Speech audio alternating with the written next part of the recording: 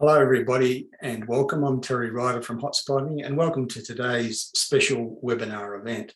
It's our final webinar for the year, and perhaps our most important, because today we analyse 2021 and look ahead to prospects for the new year. 2021 has been, I believe, the most remarkable year ever in Australian real estate, but many people have struggled to understand what's happening and why it's happening, because news media seldom consults genuine experts in its coverage of residential property markets, and the outcome is misinformation. Even more so, there is major confusion about what's likely to occur in 2022 because there is a lack of quality analysis in mainstream media. So today we're going to address that by speaking to real experts on Australian residential markets, people who spend every day at the coalface of housing markets across Australia. Our panel today consists of, in alphabetical order, Tim Graham from Reventon, Rich Harvey from Property Buyer, Kate Hill from Advisable, Louise Lucas from the Property Education Company, Jason Poter from Alliance Core, and Miriam Sandcaller from Property Mavens. Welcome to all of you. And let me begin with a fundamental question about 2021, and I'll start with Miriam Sandcaller from Property Mavens. How do you characterise the current market that we're in? Terry, certainly in Melbourne, we are staggering out of our umpteenth lockdown. Year-on-year Melbourne prices were up 16%. That data was available via the ABS. And I would consider a 16% increase is actually a stellar year in anyone's language. And Melbourne, obviously, in particular, has probably been more affected than any other state in the country during the year as a result of the multiple lockdowns that we've had. Certainly, upgraders have been the floor of the market all year. We've had a wave of first home buyers in the first half of the year, and that's been replaced by investors in the second half of the year. So far, the November auction results show a reasonably strong market, but it's certainly not a tearaway boom. But all year, it's absolutely been about houses.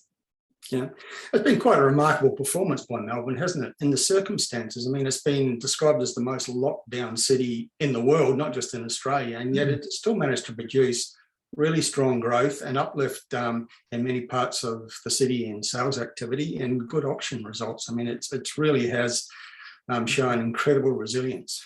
Yeah, it absolutely has. It has been quite surprising, but I suppose the multiple lockdowns that we've had have given, property buyers the time to actually do the research and get prepared so that when those lockdowns are finished and markets have opened up again, we've had the ability to sort of get out there and hit the ground running. And that's been evident in the results that have happened, particularly across auction, virtual auctions throughout the course of the year as well.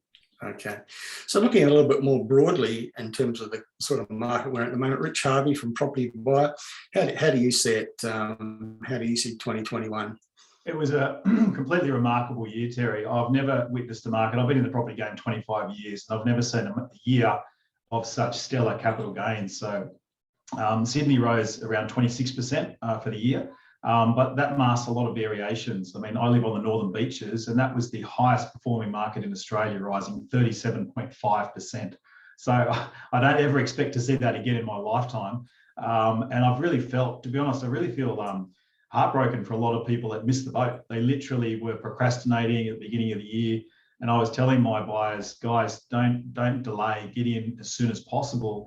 And those buyers that took the advice have done really well. They've seen significant gains. I've seen some prices rise well over $1 million in 12 months.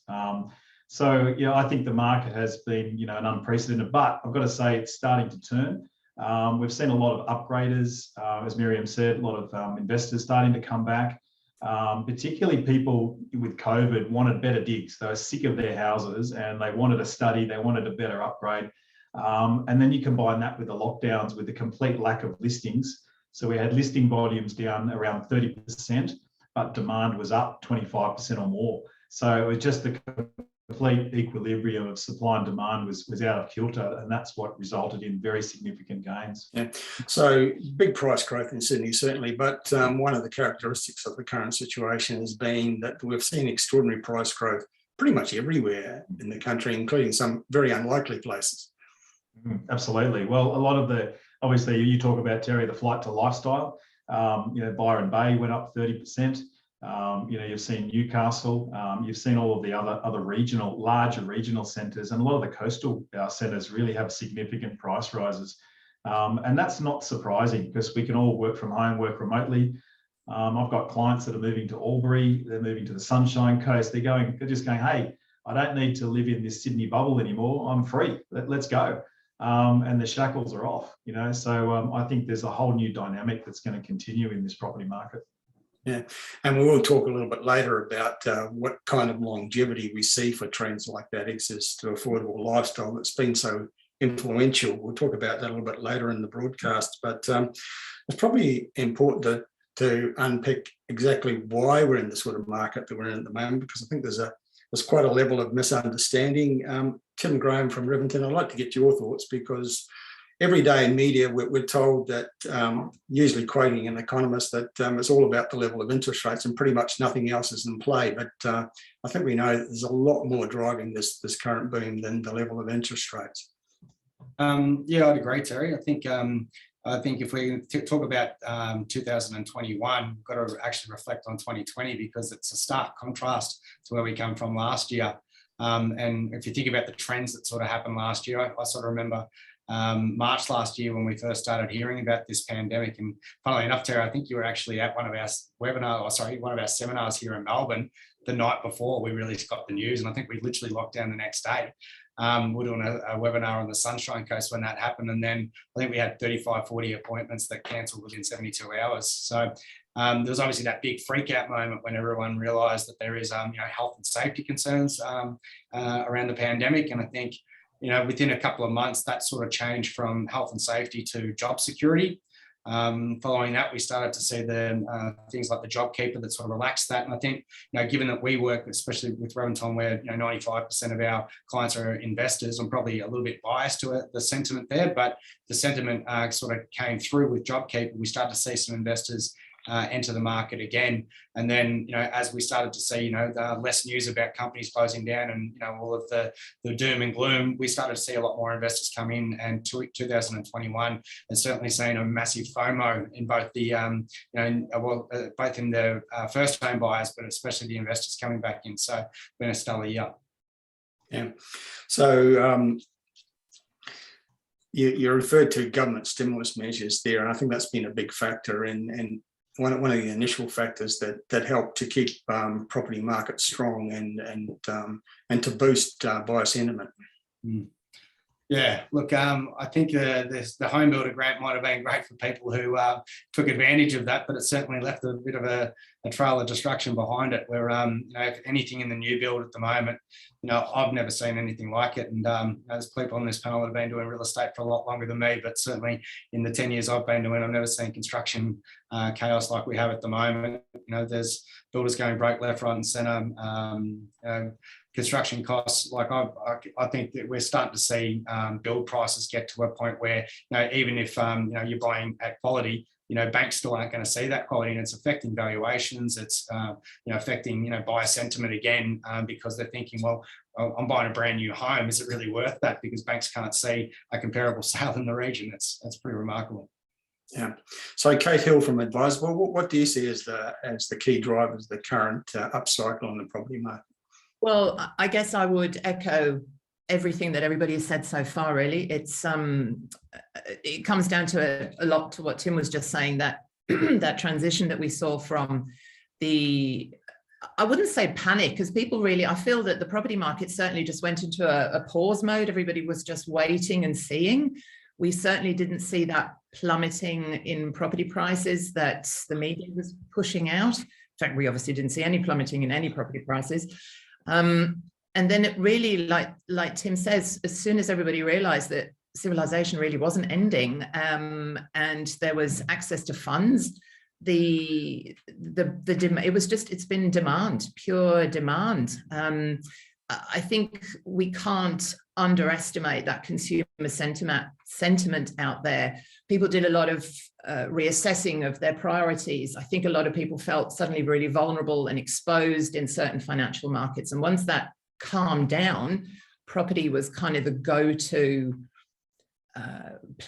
asset to put your money. That's not just owner occupiers. Obviously, investors are coming back a little bit more now too, but it was buying your own home to live in. A lot of first homeowners, that was my main competition out there nationwide, So yeah, people just putting their money back into property, and then that combined with a real lack of quality stock, people being reluctant to sell. Again, I think because of uncertainty, reluctance to upgrade initially, certainly, and then having to rejoin that frenetic market themselves. They could all see what was going on out there, so they've kind of stayed put or renovated. So it's been massive demand and quite low supply, and access to funds. Of course, none of us been anywhere and done anything, so everybody's got all this money. So those first homeowners have been paying ridiculous amounts of money for fewer properties. The media keeps telling us that prices are rising despite the pandemic, but the way I see it is prices are rising because of the pandemic, because it's unleashed forces into the market that would not otherwise be present. And how big a factor do you think has it been that people in lockdown have reassessed their life choices in some cases, but saved a lot of money because they haven't been able to no, absolutely, and travel? And like Rich says, just reassessing where they can and want to live. So, our regional outer suburbs, our regional cities, less regional cities have all done extremely well as people are moving further about. Like you say, Rich, everybody's going, oh, I'm out of here. Why pay $1.5 million for half a square metre when you can, look at all this space out here. Okay. So, Louise Lucas, as a mortgage broker, I'm wondering what you think about all the current rhetoric in media about interest rates, likely rises, and the impact that might have, because that's becoming very annoying for me almost daily in mainstream media. Totally. Well, the media is usually wrong and annoying. I'm sorry, I'm keeping muting because next door they're madly renovating and you can hear all the noise as it's happening all over Melbourne and other places. I know, but the interest rates at the moment, there's been a switch from the lowest fixed rates and now the variable rates are dropping under fixed rates. But that doesn't seem to be, the banks may have a view that things are getting pushed up, they're just hedging their bets because so many people fixed at low rates over the last couple of years. So they say a much, much higher percentage than usual. Actually, over 69% of people have done loans in the last quarter with mortgage brokers, which is up from 60% less than 12 months ago. So there's a lot more people seeking advice and trying to get ahead. And it's interesting, but where will interest rates go? What are the drivers for interest rates? Inflation, and they've been waiting for wages growth. Well, there's not a place you'll go around at the moment where people aren't begging for staff and help. We were talking about this just before. So you think, well, there must be starting to be quite a bit of pressure on wages, which will start to increase things. So that might take the effect of taking the heat out of the market, and interest rates may not have to be raised by the RBA due to that. I don't know. It's a crystal ball, but you'd be surprised. I can't see. The banks are now hedging their bets. They're putting their variable rates down and they're getting down as low as the low fixed rates were. So it's interesting anyway. But at the same time, some of the fixed rates are rising. They have been rising, but they're giving you ridiculous discounts. So what if you don't apply, you're going to end up with something hideous. But if you push it and go and apply for extra discounts all the time, which you should, then you're probably going to do better because they're pricing, because they've got so much power now in their IT systems, they can price on their book, daily, probably hourly, to see how things are moving for them individually, which they weren't before. They weren't ever able to do this or respond as quickly as they can now. So that's made a big difference to how things go. So 1 minute, if a bank's busy, they'll stop pricing, and then they'll give you, as soon as the bank's not getting the work, they'll start pricing again. So it's worth checking, which we do. Okay. Yeah. So Kate Hill from Advice, if I could just go back to you, because I know you've had something to say recently in some of your publications about the speculation about interest rates. It just seems to be a media obsession at the moment to speculate that interest rates are going to rise sooner than expected. It's going to create a lot of mortgage stress, and that's going to suddenly prices are going to start falling. And I think it's just really bad analysis, and all based on a scenario that's probably not going to happen, that the official interest rate isn't going to rise, any time in 2022. Well, the thing is, when we come back to the media, like Louise said a little while ago, it sort of feeds itself because they think everybody is obsessed with interest rates and therefore they're going to print everything to do with interest rates because it's clickbait. It's what they think drives certain things about the property market, which just isn't true. And it comes back to, again, something you actually said quite recently, Terry, and there was a PIPA study that was done quite recently where they measured the growth of property markets, I think, against the last 5 lots of interest rate rises, and they did absolutely nothing to stop property price growth. It was all about the affordability of property, economic conditions and consumer sentiment that affected property prices, not interest rates. Yeah. The media will continue to be obsessed with those things that they think are going to have us all clicking on their news websites. I think people lose sight of that sometimes. I'll just go to you, Jason Pato from Alliance Corp. You're dealing with property investors every day. Are we as obsessed with what's going to happen with interest rates as the media seems to think we are? Oh, look, for most investors, it's an obvious concern when they're talking about investing in property. They're worried about their cash flows. What will their cash flows look like with some interest rate rises? Look, we always say to them when they're building their investment portfolios, they've got to consider having buffers in place, whether that involves savings or using equity or the cash flow positive income from their properties. But look, it's been a crazy year. Who would have thought a perfect storm coming into COVID? Fundamentally, our markets were looking very strong. COVID hits us, and then all of a sudden now we've also got lowering interest rates. We've got incentives there for home buyers. We've had some incredible growth, but it's interesting because a lot of the clients do ask about what does that mean for next year, and we keep reminding them that if you have a look at the average growth figures nationally over the last 5 years, it hasn't been extraordinary. We've been looking at it on an average of 6 to 7%. So really, the markets are just playing catch up at the moment. That's all that's really happening out there now. We are starting to feel the pinch though in terms of affordability. So you will start to see home buyers start to pull back a little bit. We're seeing that now. Investors currently make up about 25% of all loans at the moment. That will probably increase to in excess of 30% going into next year, because there's something that's a little bit different out there at the moment. Something I haven't experienced. I started my business 13 years ago, but with these record low interest rates, a lot of these clients are experiencing significant cash flows, positive cash flows on their properties, which typically you wouldn't have had in the past. So even as we can see that growth will start to pull back, investors are still looking at this cash flow positive income on all of these properties, where in the past you didn't have that. So as the market pulls back and you've got to consider less capital growth, you're potentially also holding a negatively cash flow property, which is also a barrier to wanting to continue to invest. So still very positive for investors, but home buyers are definitely starting to retreat. Yeah.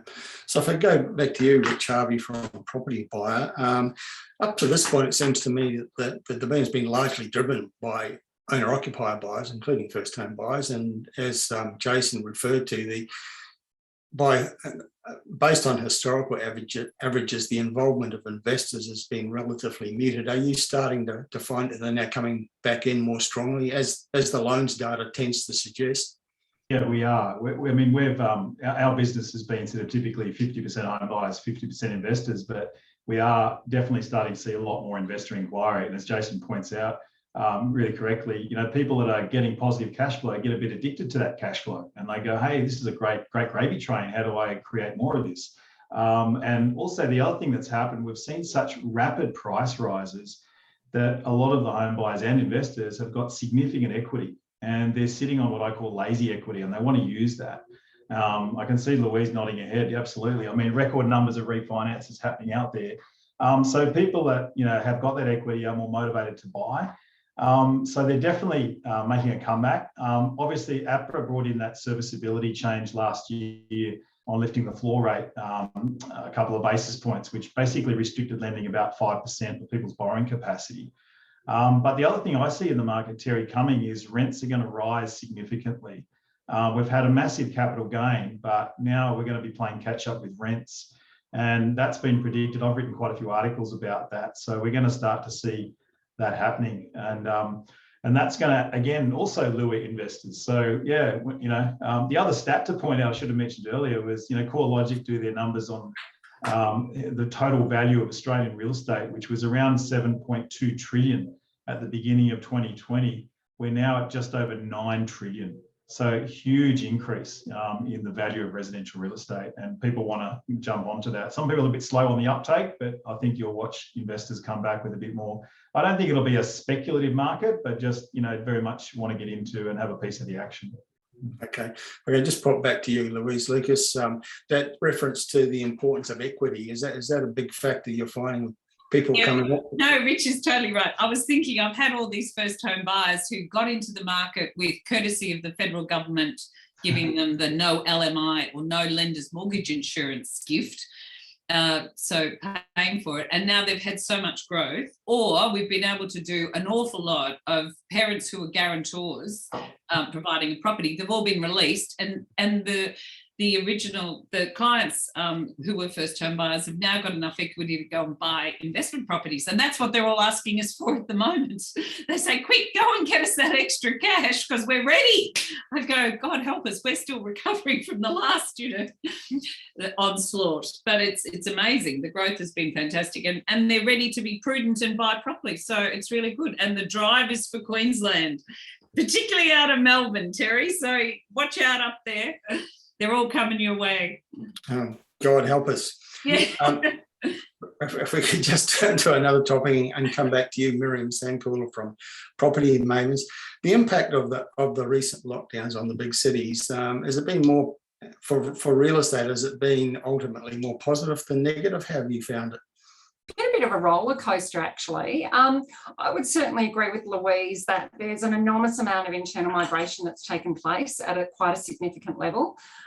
Certainly down here, we've been seeing local sea changes, tree changes, but also experiencing what I call a flea change, i.e. people fleeing to warmer weather, smaller population, better lifestyle and amenity. There's certainly factors that people have been taking into consideration, and Melbourne's lost about 35,000 people as a result. What's helped the peaks certainly in Melbourne, and the bit of a roller coaster ride that we've had, because every time we've had a lockdown, obviously the market's come to almost a grinding halt, is certainly having the ultra low interest rates. That's been helpful, but they're looking at moving up very slowly. We've certainly had a very tight supply of houses for sale, down around 40% compared to last year, and people who've been trapped in apartments, and particularly those apartments that have had no balconies or no courtyards. At a minimum, they've been looking to get out and buy a unit or something with a little bit of access to open outdoor space. But houses, number one, have been the strongest demand. There have been pretty good results from virtual and Zoom auctions in particular. More people are getting the hang of it now. It's not as scary as it used to be. And to some people, they actually prefer the Zoom environment rather than standing in an auction and having to eyeball people. We have also, in November, we've seen auctions listings surge more than 40% with the opening up of lockdown. So I think a lot of investors and home buyers are realising that, with that demand, let's try and take advantage of it. So supply has definitely increased. And that surge is actually showing us where the underlying supply-demand equation for Melbourne property truly is. So we are seeing some properties in certain price points and certain locations of certain property types now starting to underperform and have very little interest. And then those other properties where there's high demand, low supply, and the right price point with the right attributes are still receiving a lot of competition. But so far the news is good. It's pretty solid to a strong market, but we're not out in an out of control boom, having come out of the last lockdown and going into next year. Okay, so Kate Hill from Advisable, the lockdowns in Sydney, and what kind of impact? Doesn't seem to have hurt the market too severely. No, I mean, I guess similar, though obviously not on the same scale in terms of lockdowns to Melbourne. But I think one thing that I have found that has been a good thing is that agents have certainly had to become a bit more creative in how they come to the party in terms of IT, in terms of things like video walkthroughs, how they're presenting properties. I think that's been quite a positive thing, I think, because we, as a company, we buy interstate as well. So I think that's been really good. Just like I say, from an IT perspective, that has definitely improved. They've had to get onto the phone more. I think vacancy rates are also something to discuss. Rich touched on this just a little while ago, but I actually think we might be heading into a bit of a rental crisis moving forward because of the real lack of, again, quality properties for rent. You know, vacancy rates in a lot of areas around Australia are the lowest I have ever seen them. Anecdotally, from even friends of mine who are trying to rent, they are one of 25 applications on properties. The only exception to that would be, as has been throughout most of the pandemic, is the inner city unit market here in Sydney, definitely, I think in Melbourne too, because obviously there hasn't been the people here to rent all that more transitional demographic. But also in terms of purchasing those kind of units, they've also been on bank blacklists, if I can put it like that, certain postcodes where those high unit developments are for sale and vacant. You know, it's been hard to purchase those, but also hard to rent them. So, but in middle outer rings, our strong regional centres, it is really hard to get a rental property.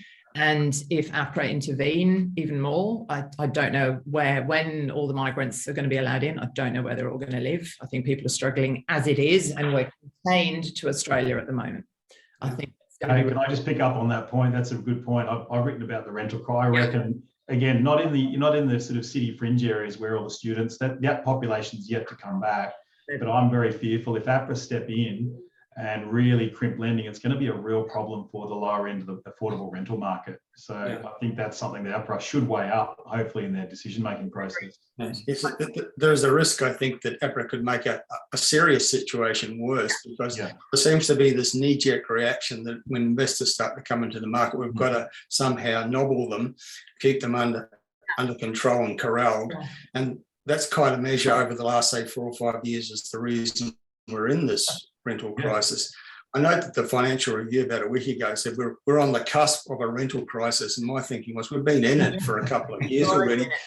Jason, Pato, what do you think? It seems to me that we've actually been in a rental shortage crisis for quite a while, and it's actually, on the one hand, a terrible time to be a tenant, but a great time to be a landlord. Oh, absolutely. Look, a lot of the cash flow positive income now has really encouraged those clients to get out there and expand their portfolios and giving them a lot of confidence. Because typically across most of the major capital cities, going back a few years, most properties have negative cash flows. It was mainly in the rural areas that we could tend to pick up properties that are a little bit more cash flow positive. So it's an absolute boom. And look, we can't ignore the fact that we've got 200 migrants desperate to get into this country next year. So, you know, so it's certainly going to continue to put upwards pressure on rents. Yeah, and I think we're seeing the figures show to read. There's a lot of locations around Australia. In fact, I did some figures recently, just using Queensland as an example, that 70% of suburbs in Brisbane had rental rises for houses of more than 10% in the last 12 months, and 75% of regional Queensland locations had rental increases of more than 10% in the last 12 months. And some places have had 20% rent rises. I think we're going to see more of that. Tim Graham, what do you think? I was just going to say, Terry, and in addition to the rental vacancies, if we go back just before COVID hit, we actually started to see capital growth within units in a lot of markets. And not only that, very, very low vacancy rates. And obviously, not having the borders open is affecting education of a lot of students. And, especially Melbourne here being one of the, it's always voted in the top 5 cities in the world for that. You've also got to take into account, in addition to when they come back in, we've also APRA put the brakes on any foreign lending as well. So we've just had no international investment, which has to go into off the plan purchasing. So a developer in the last 3-4 years can't jump on a plane, fly to China, sell out a project in a weekend, and then come back. So we will very quickly, swallow up that vacancy once the borders open. And I think everyone on here agrees there's going to be a real crisis on our hand. So, Miriam, I think we're already seeing some impact on some of those inner city apartment markets in a positive way, that the vacancy levels are starting to come down, the demand's starting to lift. Even some sign, according to some of the data, that we're starting to see rents rise again in the inner city. Yeah, well, certainly that is starting to happen. But again, it comes down to the property type that you've got. If you go back to if you've got an apartment with no balcony, no courtyard, no capacity to, have some fresh air, you're really going to struggle. And those are the properties that are going to lag behind. I actually think Melbourne's market will return to a functional business as usual mode in 2022. And our housing market's going to continue to be driven mostly by upgraders and others like downsizers trading off recent booms and finding properties that meet their lifestyle and their future needs. I think there'll be less hype and bubble built into Melbourne's market and the median price point compared to other cities. But if we're going to get anything along the lines of a business-like growth, averaging 5 to 7% in 2022 would be great. But don't be surprised if Melbourne is close to the top of the performers in a year's time. I think certainly we've had those couple of years of intense migration internally. And I think as that starts to slow down again, we're going to start seeing things adjust back to more long-term results. Certainly the real impact has been a collapse of migration from overseas, which we were just talking about. But there has been also the impact of tree changes in towns like Kyneton and Trafalgar. And most of the regional markets this year, as we've already mentioned, have boomed as a result of investors buying into them. They've had the capacity to buy in incredibly well, cheaply, and frequently be geared positively with the low interest rates. I certainly think that regionally, Victoria, Geelong and Ballarat are the best places to invest in moving forward. And I've been buying in those areas for many years. And Ballarat last year alone has seen averages of 15% capital growth compared to maybe year on year of 10% if you bought an A-grade property. But more than any other time, people have had the ability to earn significantly high capital growth in conjunction with being positive to neutrally geared as well because of those interest rates. So certainly Victoria and Melbourne in 2022, I think will be a combination of still strength in those regional markets and then selective strength in different parts of Melbourne according to property type and, the areas in which you're buying in. Okay, so Jason, just looking at 2022, I think one of the important things that people need to do is differentiate between markets and understand we don't have a single market in Australia because media tends to talk in terms of a single market and prices aren't going to rise as much next year across Australia. But what I see, particularly in the latest figures from CoreLogic, is there's some quite stark differences from one location to another in terms of whether the growth is slowing down, because in some areas it's actually speeding up, I think. Yeah, look, absolutely. And look, we talk about it a lot. We talk about dropping pebbles in a pond, and you have markets within markets. And it's super, super important, particularly for investors, because we don't have a crystal ball. Look, we're very fortunate now. We do have a lot of data.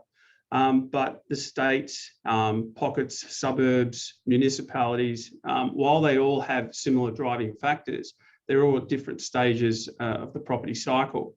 Now, this is a great thing for investors if they can really tap into that, because I remember many years ago when you'd ask your client where you want to invest, they might talk about the street next door or the suburb next door because they know the area. But as an investor, we encourage our clients that, look, you're not going to achieve significant wealth by buying one or possibly two investment portfolios. Really, we want to continue to grow the portfolio beyond that. And what's really important is to identify trends. And if the markets are looking good in another state, get comfortable with investing in those states. You can do a lot of research online. We're very fortunate now with the internet. It was very rare when buying properties in the past. I would always want the clients would always demand to walk through it, but now we can have other people walk through those properties and do the research, and people now are comfortably buying properties all over Australia. So, it is interesting when you look at the trend. Like I've got one of the graphs up on my screen now and having a look at just the last 10 years, and you tend to find that Melbourne and Sydney markets tend to copy each other to a certain degree. If you have a look at Brisbane and Adelaide, they're very similar. The only outliers there are really like Tassie and places like Perth, and they tend to run their own races for various reasons. But there's good opportunities for clients. They need to think nationally when they're buying their investment properties. You don't want all your investment properties in the one location, because naturally the property at that location at some stage might go through some sort of correction or sit flat. It's just part of the cycle. It's all very normal. We explain it to the clients, but you wouldn't want your whole portfolio in that particular location while that's taking place. So look, more and more people now have properties all over Australia, which is a great strategy to consider. So, Kate Hill, do you advise your clients to think nationally, get beyond that idea of buying in their own backyard, so you can drive by and have a look at it? Is that mentality still there? No, I don't think it is. The clients are very open to diversifying, buying in multiple locations. I think that what is or has been, could potentially be quite dangerous is this. Yes, we have multiple markets, but they have done very similar things over the past 18 months. We've been in this very unusual situation where many markets across Australia have done exactly the same thing, and that is very unusual. Normally they don't.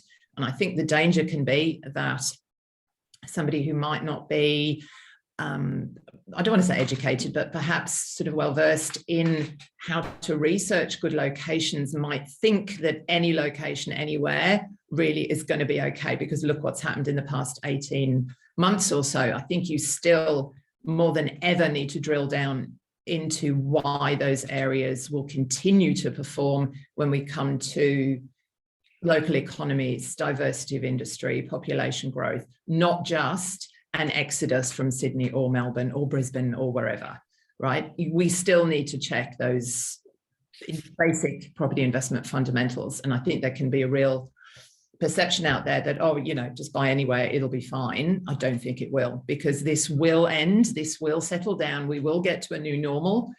Half of Queensland might move back down to Melbourne, who knows, like Miriam says, right?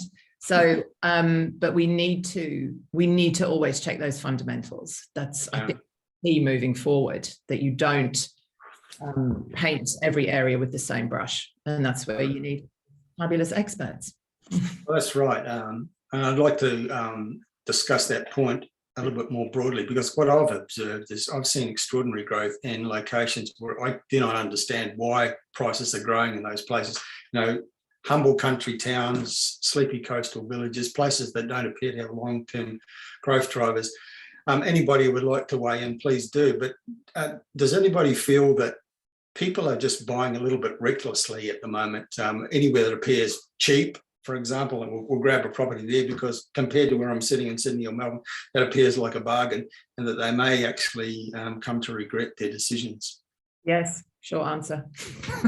Very absolutely. I agree with that too. I mean, I think too many people are getting caught up in the boom of what's happening in certain areas, specifically driven as a result of COVID. And as I mentioned before, I think that will be short-lived. Once those people have made that decision to move and relocate, I think things are going to change significantly and almost go back to what historically we know.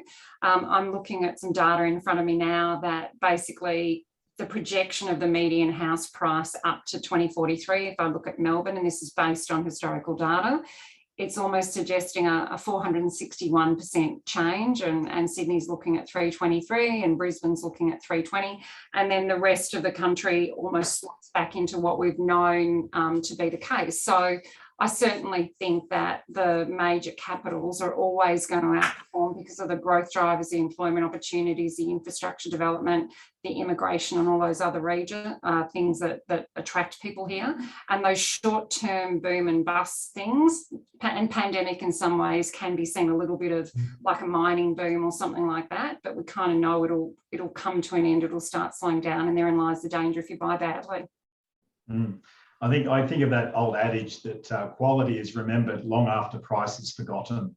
It's all about, we're noticing even now, like in Sydney and in other areas, we're noticing the market is transitioning, and we've noticed a severe drop off in demand and less people at auction. But quality properties are still holding their gain. And that's only over 4 weeks. But if you look at over 4 or 40 years, all of the areas and the drivers, as you say, Miriam and Kate, the city areas, I'm not saying it's city versus region, there's different drivers. I bought in regional areas and done really well. Also bought in city areas, but I'm going to tend to weight my portfolio toward where I think I'm going to get the best capital gain and a serviceable rental return. So for me, and again, this is where it comes down, we've got 6 experts here all able to help anyone that's watching, and I think you've got to get an expert on your side to help you create a portfolio. It's not a one size fits all. It's not just an off the plan. It's not just an established. It's going to depend on the person's individual circumstance to then choose an area And I think Terry, you always talk about this. You've got to go back to the goal. What's the goal of your investment?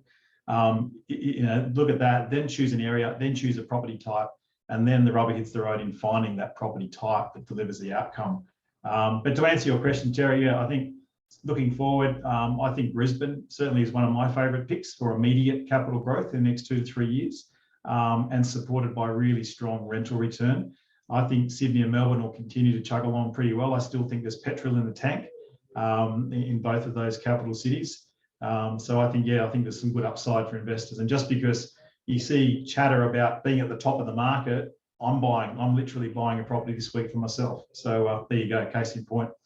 Okay. Good timing, Rich. Yeah. So Tim, where do you see the greatest strength in markets around the country coming in 2022?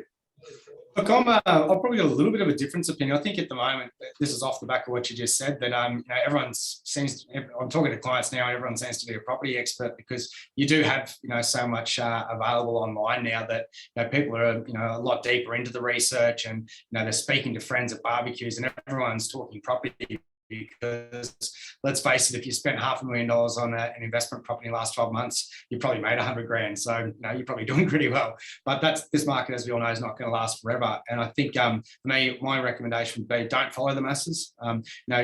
Rich just hit the nail on the head. Everybody's different. You've really got to identify what your goals are and actually come up with a strategy. Strategy being the operative word. You've got to have a strategy behind why you're buying it. And the other thing that I've found in recent times is that a lot of people that are doing this research online, they're actually finding a lot of they're reading articles about NDIS and reading articles about higher capital growth and higher yields. And I'd also just urge people to be a little bit cautious on that. The old saying, if it seems too good to be true, it probably is. There is a lot of markets at the moment that have seen some significant growth, but I do a lot of research on the incomes in those areas, because you might find that a lot of these, especially in regional areas, which I'm a big fan of, but some of them might have capped out. So don't expect the same type of growth that you've seen in the last 12 months to be reflected in years to come. Okay. So Jason, any particular markets where you see showing particular strength in 2022? Yeah, well, look, if you have a look at a lot of the research reports, and all your viewers can do this, it's very easy just to type in forecast for next year. It's all still pretty positive. There's quite a few states there that might sort of idle still. Brisbane is still a standout for a lot of investors. Canberra still has some upward pressure there as well. As we discussed earlier, look, home buyers pulling back is affecting that. Look, we've got the APRA measures there, but really it's only reducing borrowing capacity by approximately 5%. So unless something more considerable sort of kicks in, that won't dampen the market too much, I would have thought.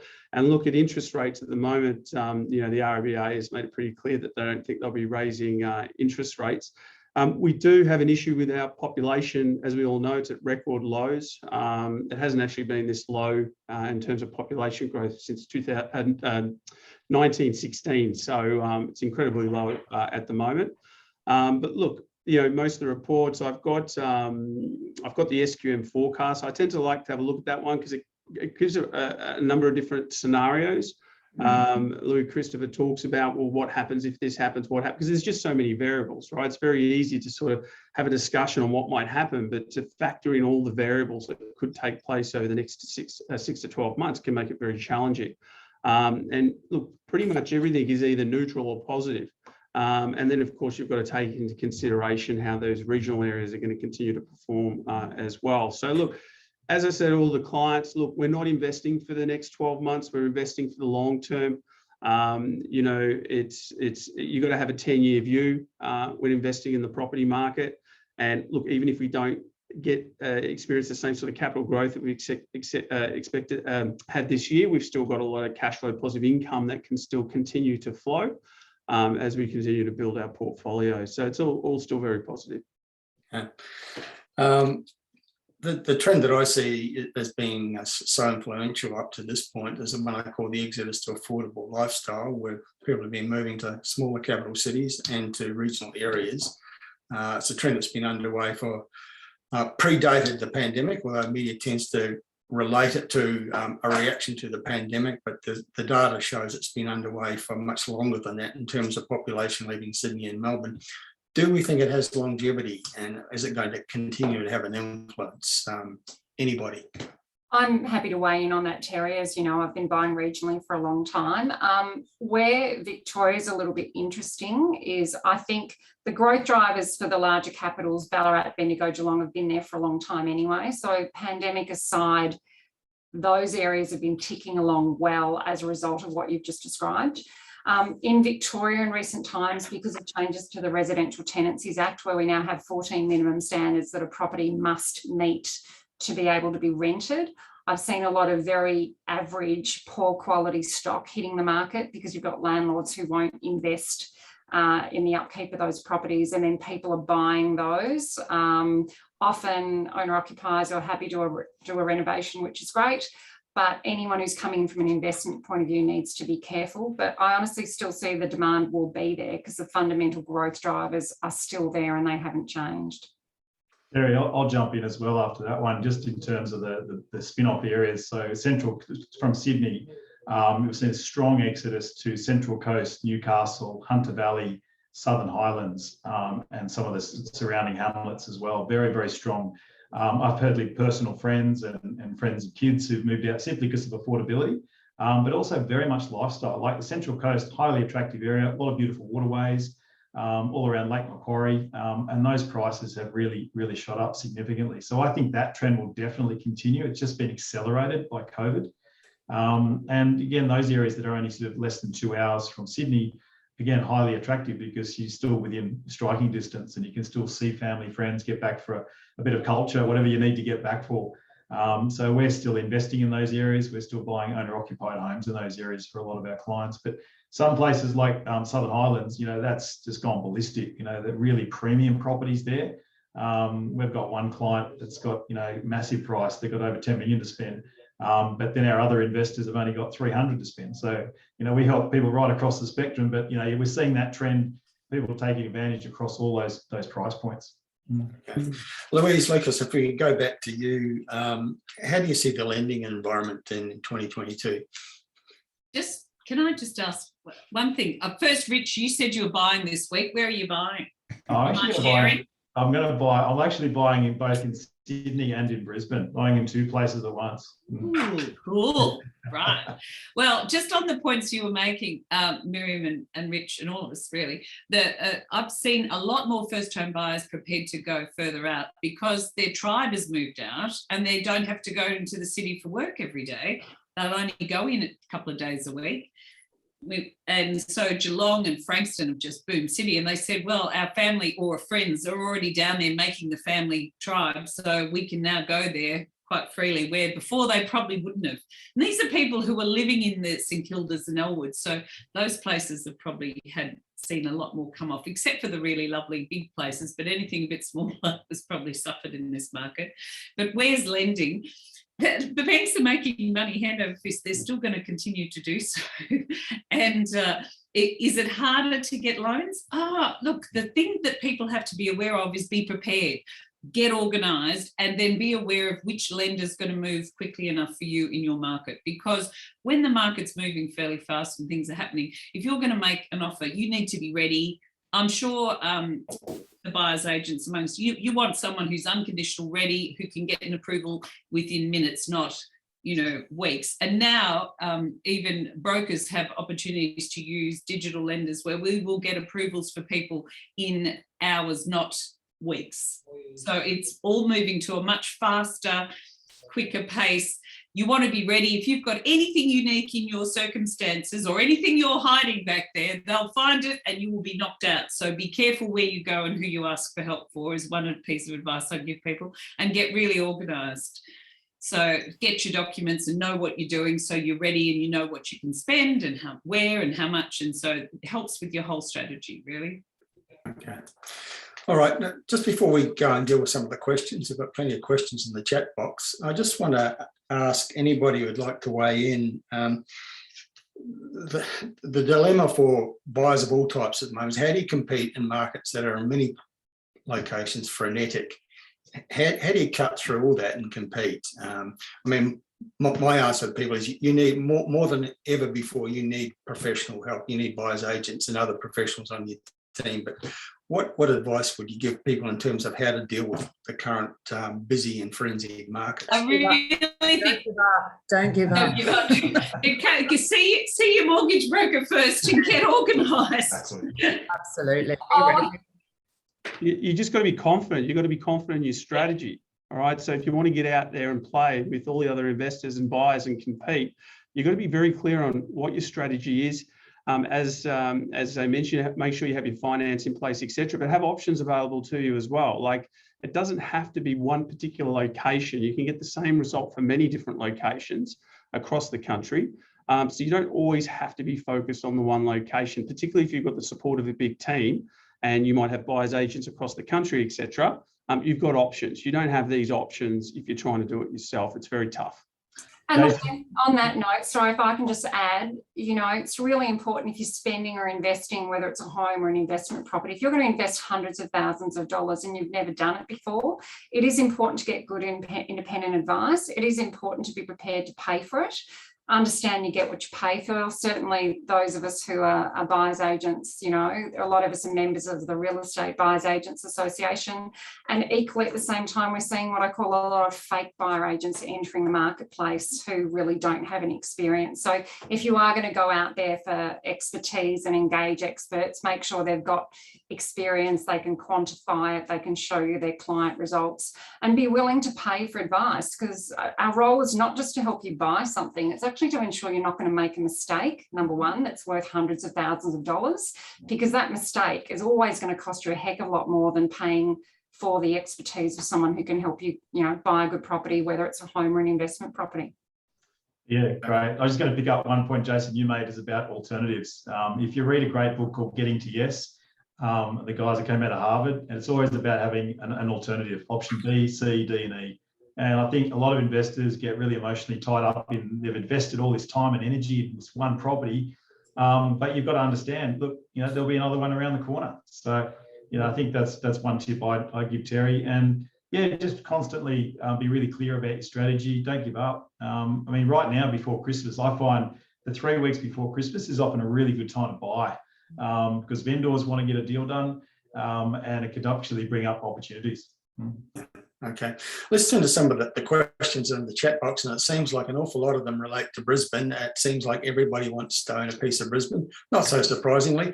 A lot of the questions from people like Franco, for example, relate to Logan City, that part of the Brisbane market in the south between the Gold Coast and central Brisbane.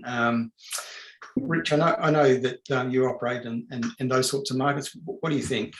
Yeah, look, I think Brisbane's still a lot of legs. Again, it's about listening to the specialists. So Glenn Sainsbury and my team is supported by 2 other assistant buyers agents, and it's about listening to that local advice and picking a price point that's going to work, and looking at those local drivers. So again, if you want to buy right out west around Ipswich, you can go as low as 350. Or I think someone's got a question about Toowoomba as well. That's a market we're very in favour of.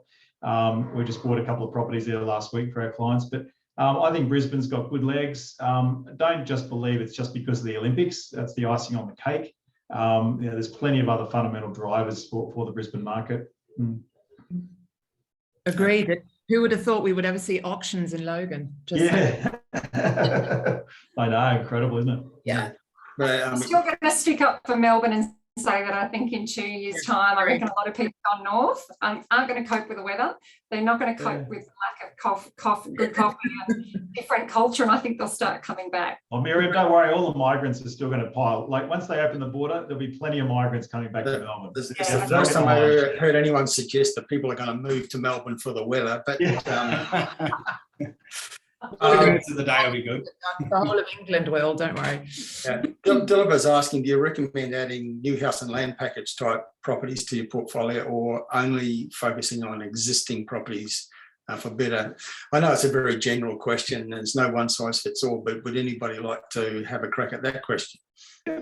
Look, we always recommend our clients look at a balanced portfolio. So again, it really just comes back to what are we trying to achieve here? Because a lot of clients walk in the door and they say, look, the reason why I'm talking to you guys is because you're going to tell me where the next hotspot is, or you're going to tell me which is the next suburb that's going to boom. And again, we have to keep reminding the clients that, look, at the end of the day, it's all about achieving certain financial goals. you're investing, and all you're doing is borrowing someone else's money, be it the bank's money, and find strategies that are going to allow you to achieve those financial goals as quickly as possible. It just happens to be property that's the vehicle. And because everyone's in a different financial position, we find that some strategies work for some clients and others work better for others. So for example, if I've got a client that's already got a lot of existing property, but they've got very low yields on those properties and they're going into retirement, they might be looking at properties that deliver more cash flows. And sometimes those newer properties can deliver those higher cash flows, or they might not have enough funds to cover deposits and establishment costs and things like that. And they might like the idea of some stamp duty concessions if they purchase the land first. So really, you can never, anyone that advises my clients on what a good investment property is or good location without doing a thorough analysis, of their current financial position and what their financial goals are for the future, it just doesn't make any sense. The strategy has to be based on what they're trying to achieve financially. Yeah, I get so many questions from people who think there's a right answer to every question, like where's the best place to buy? And there doesn't seem to be a very good level of understanding that the answer depends on the individual and their circumstances and their objectives and all of those things, their age, how much they earn, their family situation, all those things are factors. Yes, I would certainly take the approach that if someone's going to give property investing advice, it really is closer along the lines of how a financial planner would advise you, except the asset class is real estate. So be very careful who you get your advice from. I'm just going to say generally, invest for growth and income. Don't invest for tax benefits, because they're a benefit of investing, not the reason to invest. Consider land value rather than land size. And just remember, when you're buying anything new or off the plan, or even if it's a house and land package, it's always the developer that's going to make the money, the greatest amount of money out of that opportunity. And then you're going to have to wait for depreciation on the property before you start getting that benefit. So again, I'm very pro buying established property for those reasons. But again, it'll come down to everyone's unique circumstances, age, risk profile. And risk profile is something most people don't take into consideration. They don't understand that, for example, developing is incredibly high risk, and they're not aware that if they have a low risk profile, they'll never sleep at night, they'll be anxious, and that's not the right strategy for them. So make sure you get advice from people who understand those things and are in a position and qualified to help you.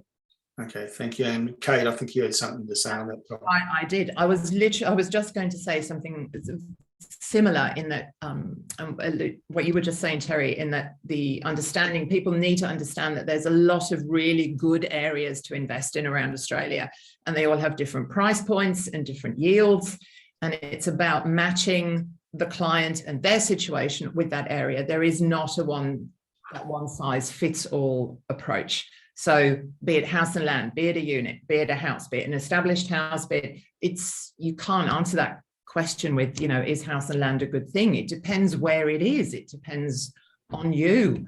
It depends what you've already got in your portfolio. It comes back to having a proper strategy, not following the herd, like we said earlier on, and using professional help to. Okay. I think it's probably worth noting, just to build a house, depending on what that block looks like, depending on what suburb you're building in, they're going to cost two completely different things as well. So I'd agree that anywhere you decide to build, an established property versus a new one has to be weighed up on its own merits. Mm. So Nan's asking a question about Perth, and I don't think we've even mentioned Perth today. We've talked about... There's a good reason for that, Terry. It's blocked. Just leave it alone. It's what? They're on their own island. Shut the border. Okay, apart from the fact that nobody's allowed to go there, looking at their property market, does anybody see, certainly it's a rising market after several years in the doldrums, and pricing is pretty attractive because it's been in the doldrums for so long, but does anybody have any thoughts on the merits of Perth as for investors to consider? Certainly, I have worked there as a buyer agent years gone past. I have been an investor in that market, and you're right, yields have risen dramatically because of the fact that we've got a lot of expats coming back to Australia. Perth and WA is seen as being safe because of all of those draconian lockdowns that they've got, but they're going to have to deal with eventually. So yeah, there has been a significant rise in capital growth as well as yields as a result of demand and supply, and we get that all around the country. It's really going to come down to the ongoing opportunities and the growth drivers and fundamentals. Is there going to be enough work for everyone? Can people, Perth offers an amazing lifestyle, which is why a lot of people love living there and going back there, but still take into consideration those, medium to long-term growth drivers of once everyone goes back there. Yes, there's going to be shortages of supply and housing, which is what's also driving prices up. But what happens in 5-10 years' time? Are you going to be working remotely from the West Coast but employed by an East Coast company, or are you going to be still connected with a firm overseas? So it's, again, adjusting to the pandemic and the lifestyle changes, and can that carry into Perth on a longer term basis, as well as mining and some of those industries, starting up again and demanding employees. Yeah, agreed. And I think this is where people can come a little bit unstuck in terms of house and land, and when it, our basic supply and demand ratios, because they are building a lot, north and south and out west. So I think urging caution there. And like Miriam says, just check those basic fundamental growth drivers there. But there are, I think, some really good suburbs there that have good longevity. Darren's asking about Adelaide. We also haven't discussed one of my personal favourites. I often feel like I'm the only person in the industry that is a strong advocate of Adelaide. I think it's got great prospects, offers great value for money, and incredibly low vacancy rates right across the board. Anybody, Jason, do you have any thoughts on the Adelaide market? Yeah, absolutely. I guess for our clients, the most attractive proposition with some of these states like WA and Adelaide is just price point now. It's getting incredibly difficult, particularly if the clients are swaying towards something newer off the plan. Like we're very fortunate that we can offer clients both established and new. But look, it's just one of those cities where, unfortunately, and I'm sorry for any viewers from Adelaide, it's just not that exciting. Adelaide, there's just nothing much to really talk about. But if you have a look at the performance, even just in the last 10 years, it's very consistent. You look at Sydney and Melbourne and now looking at Brisbane and some of these other places, and we've got a lot of volatility where Adelaide just continues to just do its thing. It continues to appreciate. Yields continue to increase, and there is a strong value proposition there in terms of price point. So we're always a big believer, but everyone that walks in tends to follow the news reports, and they're talking about Melbourne, they're talking about Sydney, now they're talking about Brisbane. Nobody really talks about Adelaide when people jump online, the clients, and do their own research. So that's probably the biggest barrier we have, is just trying to get people excited about Adelaide. But in terms of investment proposition, we think it's perfectly fine. I think there'll come a time when that will change. I think one of the things that's exciting about Adelaide is it's grabbed for itself a particular piece of the economic puzzle, and that is it's the national capital for high-tech innovation, and it's really grabbed that space. And it's amazing how many major, not only national but international organisations that are broadly in that area that have set up the national headquarters in Adelaide, not Melbourne or Sydney. That's kind of the Silicon Valley of Australia. And the more people realise that, and the more they understand what that means, I think more people will be interested in Adelaide. Karen's asking, if the games were not coming to Brisbane, would anybody still be interested in investing there? Anybody like to? Hello. All of us, surely. Absolutely. Totally. I've got heaps of clients desperate to fund places in Brisbane. Absolutely. Yeah. With a view to long term, maybe we'll retire there, or just want to have a bolt hole somewhere out of Victoria. And I get it completely. Look, and I think the Olympic Games, they create a lot of goodwill, right? When you look at the infrastructure that's being built, sure, there is some, but a lot of it's existing. That's why kind of essentially Brisbane got those games. A lot of that, was it like 85% of the infrastructure is already there? Of course, there's some new train lines, there is stuff coming. But in terms of property pricing, again, it just comes back to those basic fundamentals of population growth and economy and diversity of industry, et cetera, et cetera, et cetera. It's not the Olympics, like Rich said. It's icing on the cake. It'll put Brisbane even more so on a world, on the map, if it wasn't already. We had the Com Games there a few years ago. It does create goodwill. It gets people over there, but it's not the reason that Brisbane will continue to perform really well. Just look at its median price at the moment. Yeah. I think it's gone up to about, I know the latest data, but about say 750,000 for a house Compare that to Sydney at 1.5 million. So it's always generally between about 60 to 50% of the Sydney value, but at the moment it's just purely an affordability option. And it's a great city. It's got a lot going for it. Doesn't have great surf, but so what?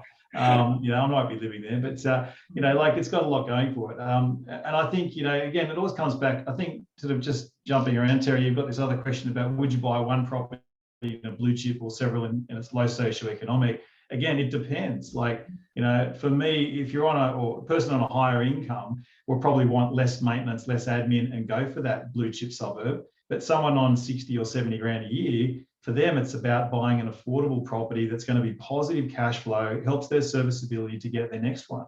So there's not a one size fits all. It's very much tailored to that financial position of that person and what they're going to do.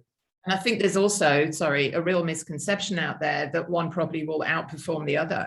Yeah. That there's this perception of you're compromising, and that's just not the case, and that brings Adelaide back into the mix, because you look at those growth charts in Southern Adelaide, and I challenge anyone to not be impressed by what you see in that the Morfett Vales, the Shado Parks, those real quality suburbs that are close to everything that it's tick, tick, tick all down the road when you look at the basic investment fundamentals. My only comment about Adelaide is just simply population growth. For me, that's what's held me back from investing there personally, because I want to buy in an area where there's going to be massive demand in the future. So not to say Adelaide won't grow, but it's been this little steady underlie, like, less than 3% or 2%. I can't remember the numbers, but it's been a really under the radar suburb, it's great for consistency. It should win the consistency award. But for me, I want a bigger capital bang for my buck when I'm investing. So that's just me personally. Okay. The same thing about Western Sydney. When you look at population growth figures compared with the national average, it's way below. And look at what goes on over there because of infrastructure and stuff that's going on out there. Yeah, Tim, I feel you had something to say about Brisbane a little bit earlier when that question arose. Is there anything driving the demand other than the allure of the Olympics? Look, I think Brisbane had the handbrake on for 10 years. So, this growth that we've seen there, and, there's been a national boom, but, prior to that, we started to see, all the types of investment factors finally come to fruition in Brisbane. And then off the back of all this net migration, we've started to see that. And you've had the Olympic Games announcements. So it's definitely not off the back of the Olympic Games. All the fundamentals finally started to actually do what they were supposed to. And it's finally meant to, start to have some steady growth, which is something I haven't had for some time. Just to touch on Adelaide as well, in relation to the net migration, it's the highest it's been in 30 years there at the moment. And granted, that's it's got to come from somewhere, and we've probably lost a fair bit of it here in Melbourne. But I'm a really big believer in vacancy rates are a really good future indicator of what to expect. And I think you'd struggle to find a single suburb in the metro Adelaide region with a vacancy rate over 1%. It's pretty remarkable. Every postcode is below 1% in Adelaide. And, as it's rising up the economic rankings, and the population growth data is improving. So I think there will come a time when everybody wants a piece of Adelaide as well. Look, we're out of time. In fact, we're over time. And so we should probably wrap it up. I'm sorry we haven't got to everybody's questions, but we never do because we always get so many. I know I'd urge people who have questions or seeking advice to contact somebody who's on our panel today, because they are the real experts at the coalface of the property market every day, as opposed to the people we keep reading in the newspapers who often tend to be non-experts. I'd like to give everybody an opportunity to have a parting comment, perhaps a piece of advice you'd like property investors to take into 2022. Let's start with you, Jason. Oh, look, it's important to be educated. It's important to get your hands on as much information as you can. But look, I think anyone watching this webinar today would agree that getting professional advice is absolutely critical. You're at the fork in the road where you're about to make the biggest financial decisions of your life. So it's best to be informed as much as possible, get as much support as you possibly can. And just invest to your full potential. Make sure you're working with people there that can really sort of not just assist you with the purchase that is in front of you, but also ask how that purchase is going to impact the purchase after it. or the second or the third, and how you can actually build a portfolio, because it's all about achieving financial goals at the end of the day. So having a proper property wealth plan presented to you is absolutely critical. Okay, Rich Harvey, what's your parting comment? I'd say go and see Louise and get your finance approval, and then you can go shopping. Number one, you can't do anything unless you know where you got to spend. And when you get that approval, it's time sensitive, and don't try and pick the market. I get so many people going, oh, I'm just going to wait. I'll wait till next year, next month. When you got your approval, get it out there. There's an opportunity cost, and there's deals at the top of the market, the correcting market, the bottom of the market. And lastly, just get your strategy right. Thanks, guys. Thanks, Rich. Miriam Sankula, your parting comment for people today. Yeah, adding on to that, definitely target an area and a property type based on solid research. Make sure that your selection reflects supply and demand growth factors favouring your choice. Keep emotion out of it. And I think that 2022 will be a good year for investors, providing you have a disciplined approach to buying property with the right fundamentals in place. And good luck. May everyone have a prosperous 2022. But I don't think it's going to be kind to people who are focused on buying bargains, because we all know there's no such thing. Okay. Tim Graham, your... I'd echo what Rich said. You've got to have your finance ready to go. When the market's moving as quickly as it can right now, set your price, stick to it, but make sure you got your money ready to go so that you can actually act when you do find that bargain, or when you do find that property that you're ready to take action on. Okay, and Kate Hill. I was thinking exactly the same thing as everybody else. Don't try and pick the market. Get your finances in order. If you've got money to spend, then I think you should do it. I have a lot of clients who regretted going on hold in March 2022. Obviously, hindsight is fabulous, but there will always be an excuse not to do this. And I don't mean to sound self-serving in all of this, of course, but I really think there, like Rich says, there is an opportunity cost. So get out there, but do it safely. Everybody seems to think it's very critical to have your finances in order, which is why I've deliberately left Louise till last. So Louise, go. Yes, but my issue is this. When you are ready, be ready to make a decision. And one of the things people I find is get overwhelmed by their research online. Stop looking online, get a bit of professional help, but then maybe learn how to make decisions quickly, because it's those who are making decisions quickly and who can move are the ones who are successful. It's those who are still, oh, but I'm still assessing. I hear that a lot. And I'm like, you've missed the boat, too late, someone else. And they go, oh yeah, I missed it again. Or I keep, there's something wrong. It's the market. It's the market. It's not the bleeding market. It's you. So, get yourself together and get your decision making on board and get some proper help. That's right. That's what these people do. So it's really vital. And get some reports from Hotspotting. Get some clean and good advice that, doesn't mess you up with that overwhelm that people get from the media. Stop reading papers. Okay, what a great note to end on. Can't disagree with any of that. Thanks everyone on the panel for your participation. I think it's been a great webinar. I've really enjoyed it. I think people out there watching and listening will have got a lot out of it, and particularly in terms of some strategy for next year. And I urge anybody who isn't quite too sure about how to proceed to contact somebody on our panel today, because they're the experts who are at the coalface of the industry every day. Thanks everyone for your involvement. Let's do it again soon. Merry Christmas, Terry. Thank you very much. Merry Christmas, everyone. Yes, Happy New Year. Bring on 22. Okay. Totally. Over.